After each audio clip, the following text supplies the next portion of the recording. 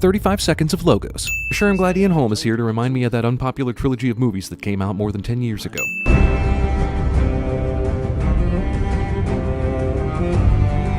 Peter Jackson only teases Dragon even though he knows you bought the ticket expecting to see Dragon.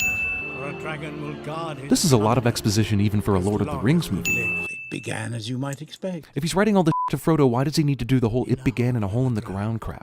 Oh, hey Frodo, what are you doing in this movie? Not a thing. This is a terrible way to store bread. This redheaded guy is instantly replaced by this other dude. Aragorn Jr. Dwarf doors are invisible. Yeah, except when a huge dragon wants to come in. Stay out late. Come home after dark, trailing mud and twigs and fireflies. Gandalf is basing all of his faith in Bilbo on things that all kids do at that age. If the dwarves spent as much time training to fight dragons as they did singing, this trilogy would be over by now. Are the dwarves supposed to have blown out this candle that's still smoking like 3 seconds ago before leaving, or does Peter Jackson not know how candles work? It takes 43 minutes for this film's actual adventure to begin, and the first thing they do is go to sleep and tell more boring dwarf stories. He's a gentle soul who prefers the company of animals to others. He keeps a watchful eye over the vast forest land. So he's the Unabomber. Still a better death scene than Miranda Tate's in Dark Knight Rises. Even for a kids movie, this is pretty f***ing ridiculous. No horses were harmed in the making of the scenes that have no horses. These ropes aren't remotely tight or secure. While the weed smoking sort of helps explain this crazy wizard character, I'm not sure it fits a kids movie full of snot and fart jokes. I'm just saying. They will outrun you. These are Roscabel rabbits. I'd like to see them try. On the one hand, this guy just smoked weed, but on the other hand, he knows a lot more about rabbits than I do, so let him go. Radagast immediately forgets his objective is to lead the orcs away from the dwarves and just goes in circles.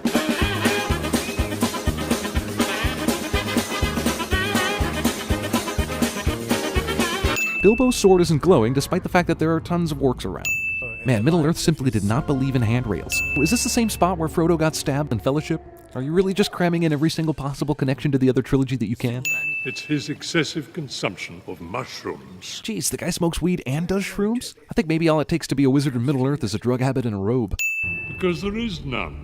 Is Saruman supposed to already be evil here, or is he just a dick? Yeah, this always seems to happen. I start playing Final Fantasy VII, but I end up playing Shadow of the Colossus. So the goblins built this entire collapsible floor just in case somebody came by and wanted to sleep here for a while?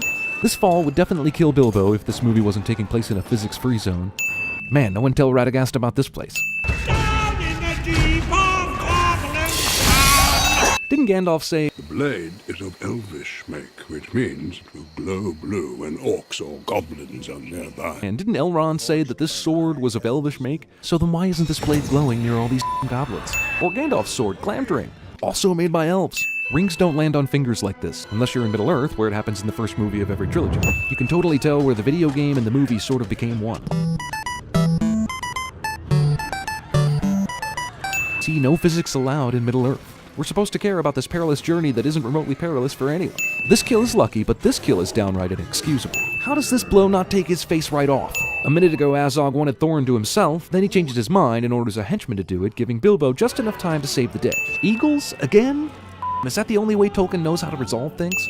This rock looks like a bear. What is this, Cars? This is the single stupidest place the Eagles could possibly have dropped off the dwarves, and now they have to make a dangerous climb down a steep rock. Wait, that's the Lonely Mountain? Well, why didn't the Eagles just fly them all the way there? Take them like 15 minutes. I mean, seriously, what do the Eagles have to be doing right now that was unimportant enough to stop doing it to come rescue the dwarves, but that they couldn't also spend a few more minutes to fly them all the way to their f***ing destination?